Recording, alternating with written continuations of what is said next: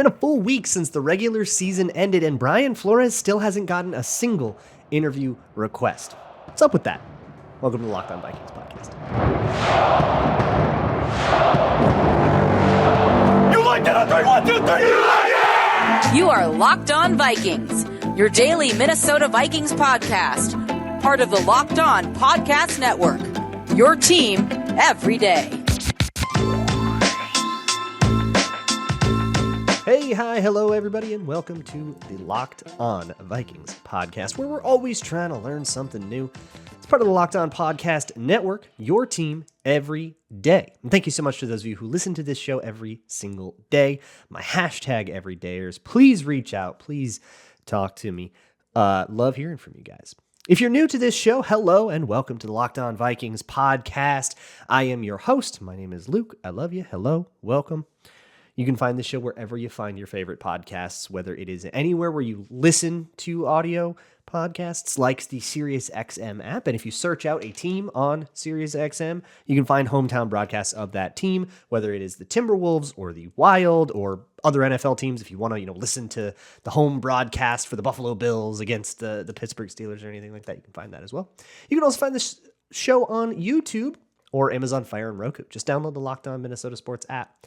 Today's episode is brought to you by Gametime. Download the Gametime app, create an account, and use code LOCKEDON for $20 off of your first purchase. So I want to do a little Brian Flores talk today. As we are now a full week out from the end of the season, looking at like head coach trackers, I'm looking at the ones CBS has aggregated. So if they missed anything, that means I missed it. My apologies. But looking at the 1, 2, 3, 4, 5, 6, 7, openings that are still actually open, all of them except for the Raiders have basically requested the list of people they're going to request, right? Or have at least like announced an interview for the people they're going to announce. And they've all cast some pretty wide nets. I remember the Vikings net was like not nearly that wide. Only the Raiders remain as a team that has not really like gotten on this. And they have this thing going on with Antonio Pierce that it kind of feels like they have to decide what they want to do there. So it makes sense that their process is like weirdly delayed by that. It's kind of an odd situation when you have the interim head coach that like really should get the job, but how much due diligence do you do? And he's also interviewing for other jobs. It's like weird. But looking at the other, candidates, and we'll go through each of these teams. The Falcons, the Patriots already hired Gerard Mayo, obviously, so they're out of it. But you have the Falcons, the Panthers, the Seahawks, the Commanders, the Chargers, and the Titans. All could possibly hire Brian Flores. None of them have reached out to Brian Flores. What up with that? And I think you can probably posit a few theories, right?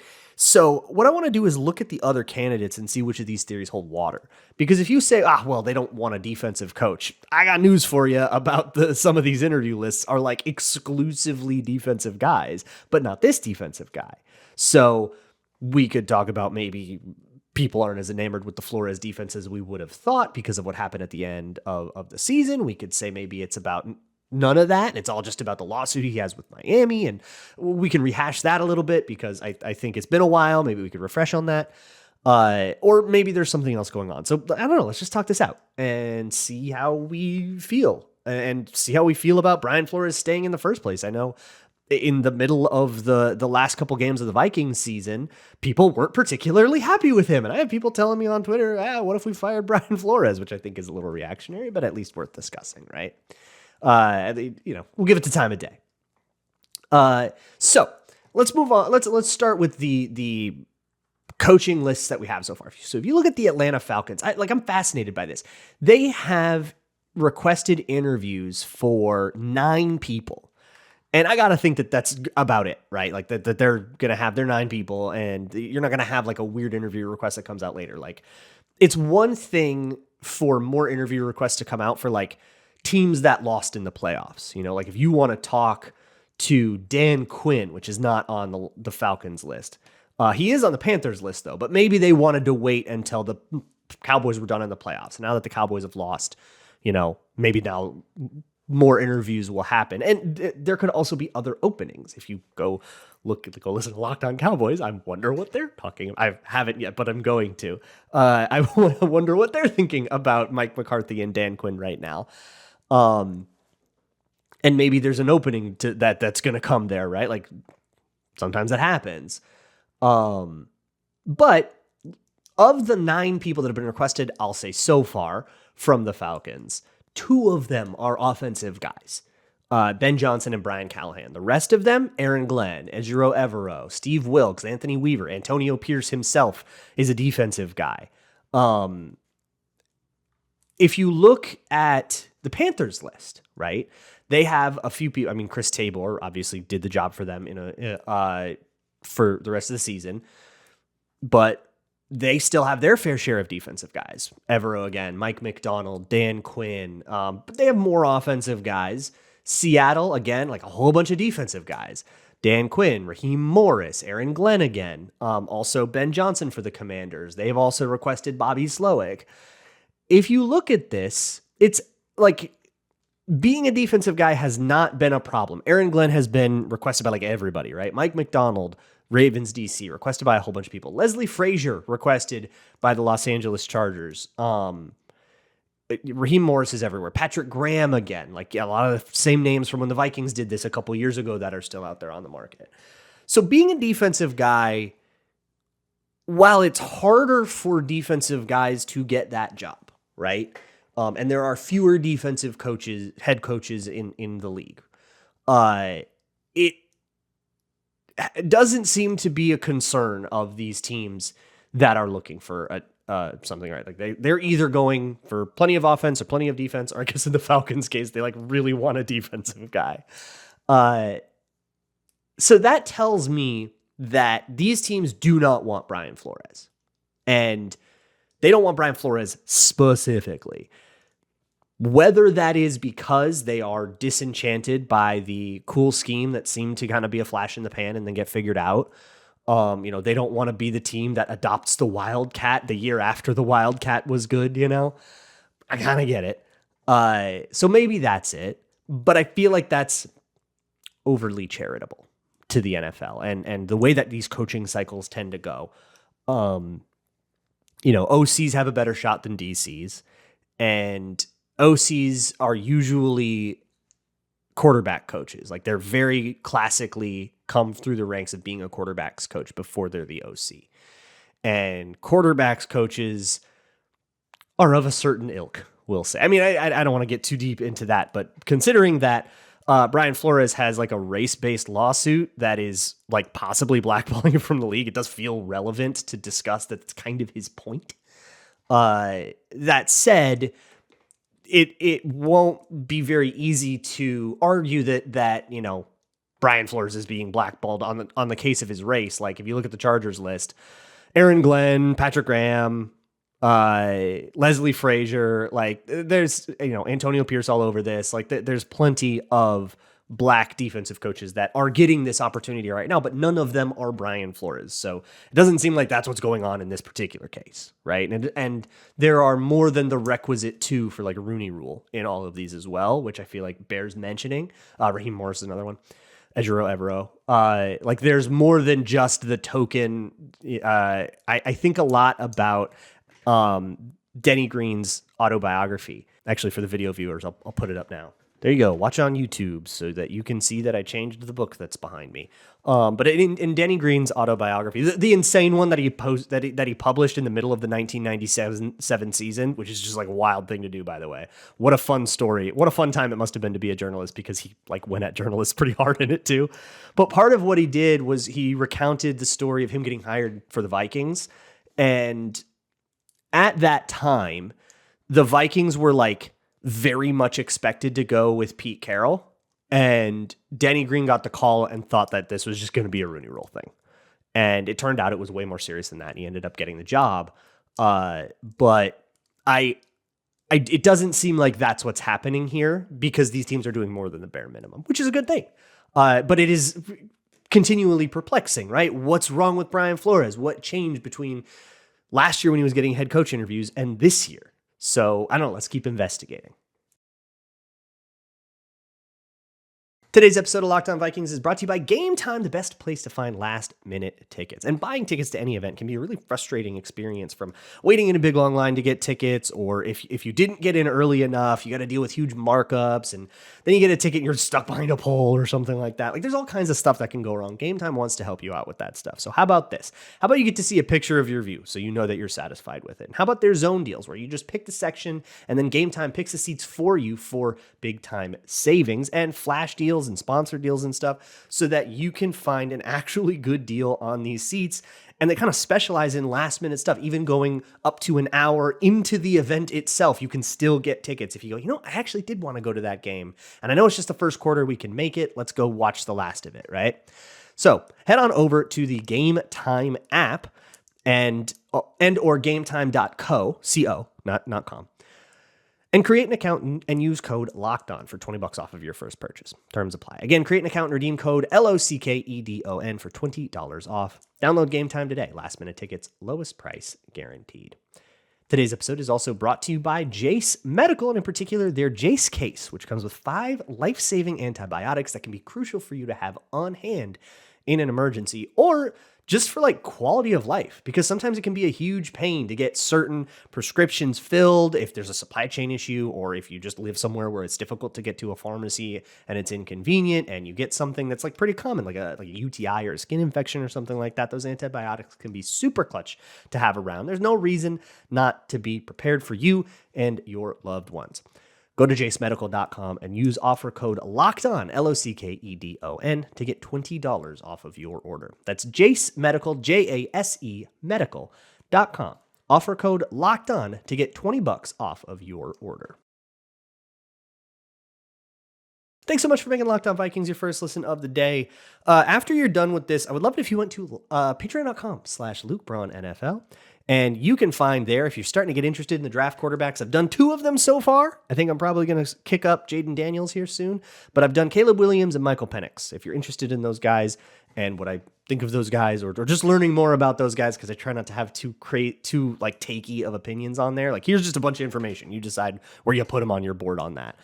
So if you're interested in that kind of thing, and some film and a little bit more of a nuanced take than what you're going to get from the draft analysts and the people you'll see on ESPN on draft day, go check it out. Patreon.com/LukeBraunNFL. I would greatly appreciate it. Patreon is donation only during this like quarterback part of this, by the way. So it's all free to watch.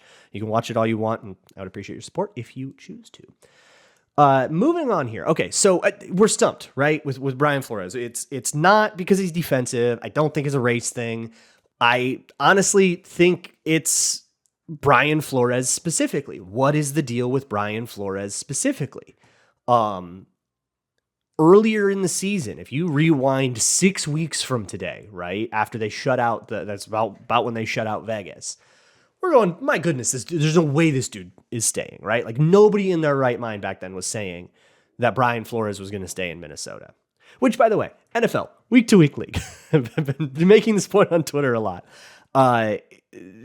When we get into the ebbs and flows of a week-to-week league like the NFL, we can get a little bit crazy, right? I think we've all said, some of us may have said some things we regret about Joe Flacco. Maybe we should have chilled out on that a little bit. It's okay to be a little later with your take. That said, I fell for it too, right? Like, I mean, come on, he just shut out an NFL team and won a game 3-0. Like, this is like some Big Ten nonsense. This looks like watching a service academy game. What just happened here?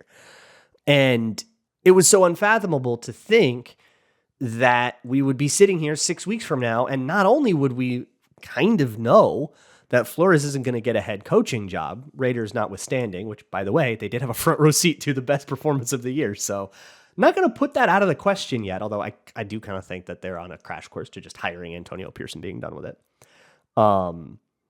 But, you know, not out of the weeds yet, but I mean, we're looking like pretty likely for Brian Flores to not be a head coach in 2024. What happened here? And I mean, you have to look at what occurred in the literal next game and all of the games after that to that defense.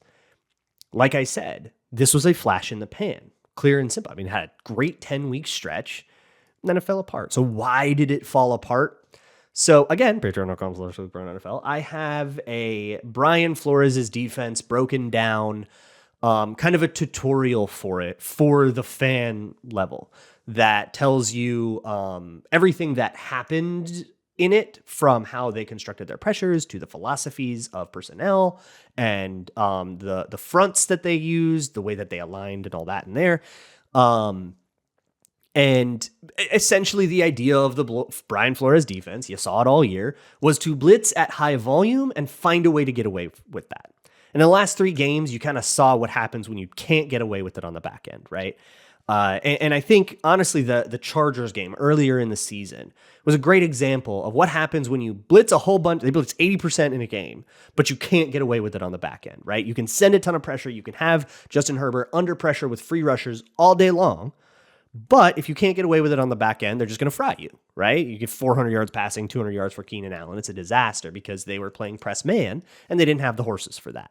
You need good corners to play press man, and they did not have the dudes that could do that. Byron Murphy was doing fine. Everybody else was, and Murphy wasn't having the best game. He was getting dusted by Keenan Allen.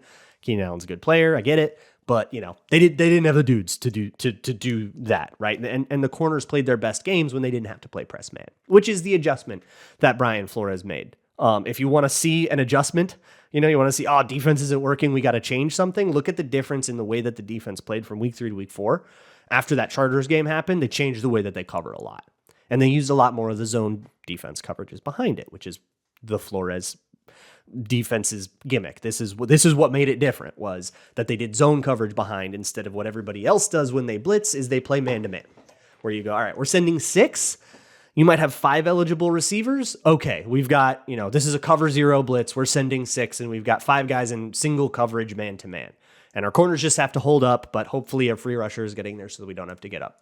We don't have to hold it up for long, right?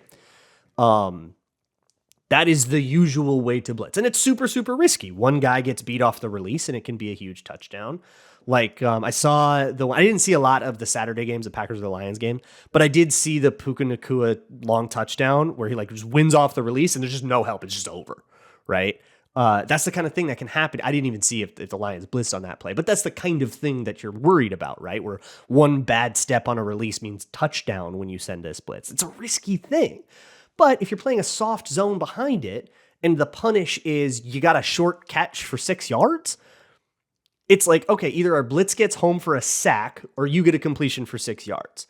The defense is winning that trade-off because the outcomes that favor the defense are more extreme, right? If we win, we get home once, we get a sack, and we don't get home twice, you get 2 6-yard completions and a sack, guess what? There's a good chance, depending on the order, that wasn't a first down.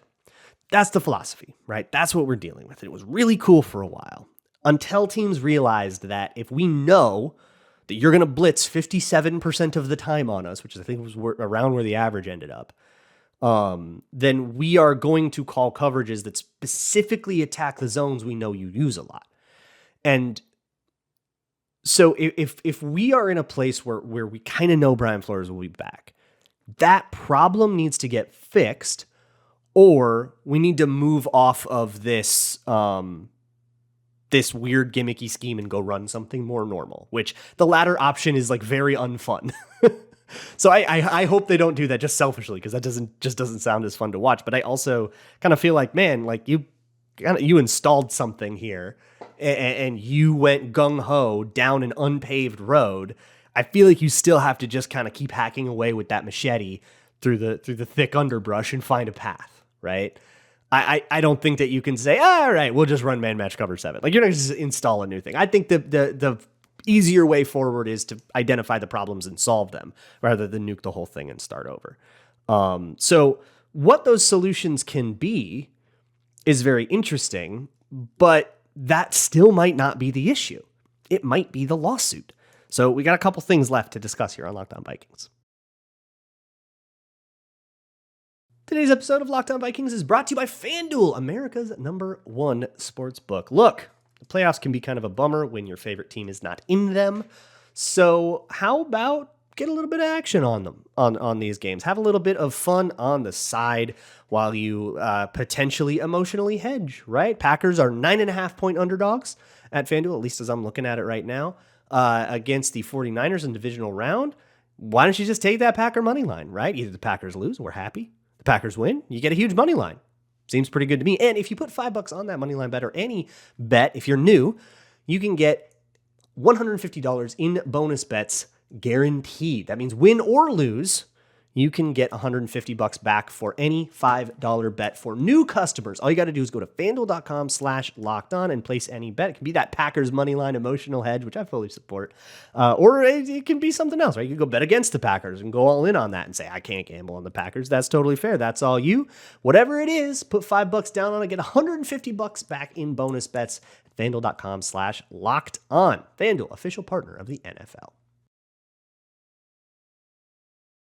All right, let's move on here with this Locked On Vikings episode. So here's the solutions that I think that might be a whole show, but really quickly, I think the Vikings could do well to have a little more diversity in their 5 and 6 man coverages.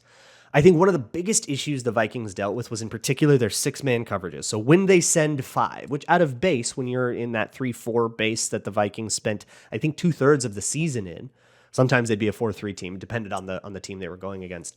But when they were decided to be a 3-4 team, there's 5. Your base package is 5 guys on the line of scrimmage, and they would do that a lot against teams that were 12 personnel heavy or 21 personnel heavy, which is to say bigger guys, right? Fullbacks, tight ends. So you're going to be in your base against fullbacks and tight ends more often. So this 5-man rush thing happens a lot because the alternative to it is getting into your base package and then having like DJ Wanham in coverage, right?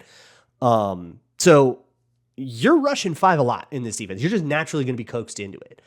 And they had 2 coverages with 6 men. And I think you can be more complex than that. And I think you can install more stuff than that. I mean, obviously the idea is for those 5 people to get home, right? But it was kind of the worst place to be because those 5 people could be picked up fairly easily, especially if a running back is staying in coverage. And because the Vikings can't win any one-on-ones, you can kind of get a guy on a guy. You can get a hat on a hat, like pretty easy. But you can also get a guy open pretty easy when it's vanilla cover 2 or vanilla 2 deep 4 under, right? This is a cover 2 shell with 4 underneath zones. So it's like the cover 3 underneath zones and the cover 2 zones deep kind of stapled together. That's the way I like to think about it. And there's a lot of holes in that. And it's a lot of landmark zone dropping. You can just kind of carve that up. Jared Goff had 2 field days on that against the Vikings. So did Jordan Love at the end of the season. Similar problems with their 3 deep, 3 under, which is is kind of their cover through their middle field closed version of this. 3 guys deep, 3 underneath zones like it's quarters.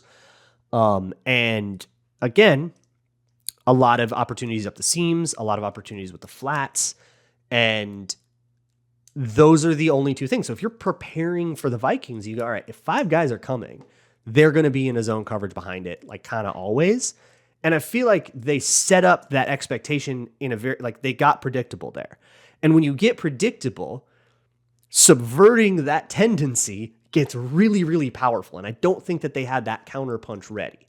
So if we're going to optimize this, I think diversity in coverages in 5 and 6 man is like a big thing. That's a big suggestion that I have. And perhaps being able to live with a little bit more speed on the field, finding a way to live with a little more speed on the field without going into the getting run on like crazy thing that happened in that Eagles game.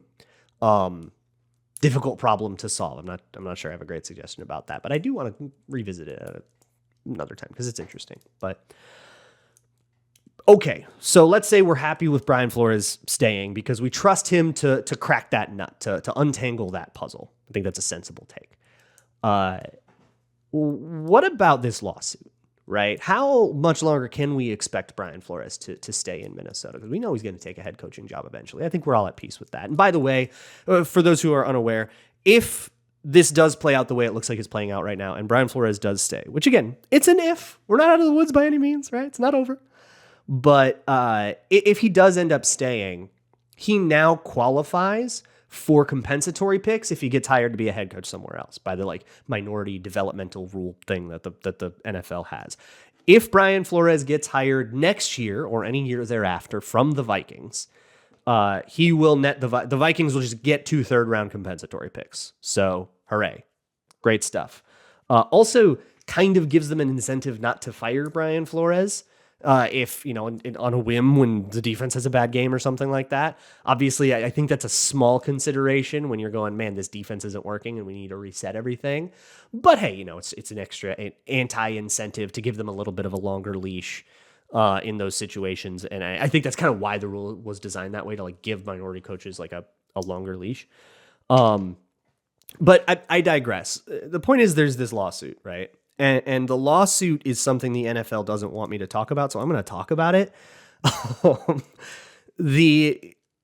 There's a very good write-up on the Wide Left Substack from Arif Hassan about it, which I will plug because now I write there. And only for that reason, all right, Arif?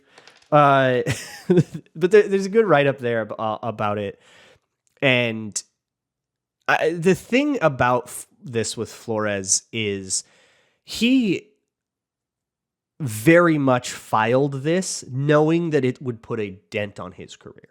It has to, right? It's like a police officer speaking out against his colleagues. Like, you got a target on your back now forever, right? And I do think that it's happening a little bit because, look, man, if you don't think the Flores defense was good enough to hire him as your head coach, I get it. But you don't get to go hire Aaron Glenn then. Like, you don't get to interview Aaron Glenn and then say, yeah, that defense had a bad 3 weeks at the end of the season. Come on, man. Like, that logically doesn't track. Now, the idea that Aaron Glenn is, leader of men and that there's, maybe traits to him that are not just how good was the defense that he coordinated, I think is probably good process. Like, you probably shouldn't just go find the best unit and hire that coordinator. That's a pretty bad way to hire a coach. But I think that at least kind of undoes the idea that it's just that his defense wasn't good enough. So I personally, I think it's a lawsuit, right? And the lawsuit did a couple things. I mean, for one, it just scares everybody off because you got this PR thing, right? Like the Vikings had to field questions about how they felt about hiring a coach that was actively in litigation with another team in the NFL. A team that the Vikings have a pretty good relationship with, draft trades and stuff like that. The Vikings and Dolphins have a fairly good relationship as far as you can with an NFC, AFC team that don't really see each other a lot. And the Vikings fielded those questions, and that kind of whole media cycle happened, and everybody got their answers, and everybody mostly moved on. But teams didn't want to deal with that, right? And so if you are somebody, especially somebody in the AFC, that's going to go against the Dolphins a whole bunch, every game is going to be taken over by that. For me, there's not like a major impact that has on games, right? Like he's going to get some weird questions in the presser. And if you're good at not looking at headlines, which you should be, then, it's on you how much you can mitigate that, right? By just ignoring those headlines. But I still kind of feel, looking at the Chargers, looking at the Raiders, looking at, especially the Patriots, who would play the Dolphins twice, but they're obviously already out of they kind of had their own thing going on. But looking at, the Titans and all these other AFC teams, there is a politics to this that isn't fair. That's not anything about Brian Flores' merit as a head coach. That is not a prediction about how many wins your team would get if you hired Brian Flores. I don't want to deal with the headlines. And it's not fair, but it's undeniably true that is how NFL teams think, and that's how the NFL thinks. They don't think about what's fair at all. They think about what's the best PR. Look at all of the controversies and CTE and domestic violence things that the NFL has dealt with. Every action the NFL has made that doesn't make sense makes perfect sense when you realize they were just kind of trying to steer the media. So personally, I think that it's because of the lawsuit. Now the question then becomes, okay, well, why wasn't it about the lawsuit last year? The Cardinals asked him. I think like 3 different teams asked him and interviewed him. The only team that I think would have been willing to hire him as the head coach was Arizona by the end of the day. The Broncos did their Sean Payton thing, and I forget who else it was, but I remember it was down to the Cardinals and the Vikings at the end. And I think to offer Brian Flores, the Cardinals were fairly desperate. Their head coaching process went poorly. They did not get the guys that they wanted. And they ended up kind of calling up Jonathan Gannon and saying, all right, but they were down to option 4 by then. You saw them, like they interviewed someone and then that guy got hired by somewhere else and interviewed someone, that guy got hired by somewhere else. And I just don't think anybody in this cycle is that desperate. Everybody's ahead of the game. But I do think if we are going to lose Flores, it's either that the Raiders decide to go away from Antonio Pierce, but Antonio Pierce takes the Commander's job, but he takes 2 weeks to make that decision, right? Now they're just kind of like stuck in nowhere land. Or you get like a surprise Mike McCarthy firing and the Cowboys give him a call.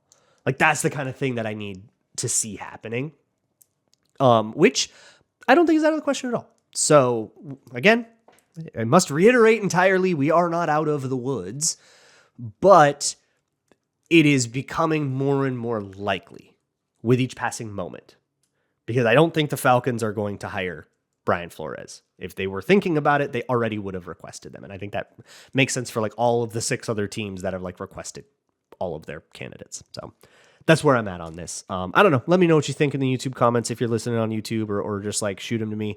LockedOnVikingsPodcast@gmail.com. You can always fill out the Google form in the show notes if you have any Twitter Tuesday questions. I only look at that for Twitter Tuesday questions. Some people just like share thoughts, which I do love reading, but like, dude, send me an email so I can respond to you. Anyways, I'll see you for that. And as always, Skull.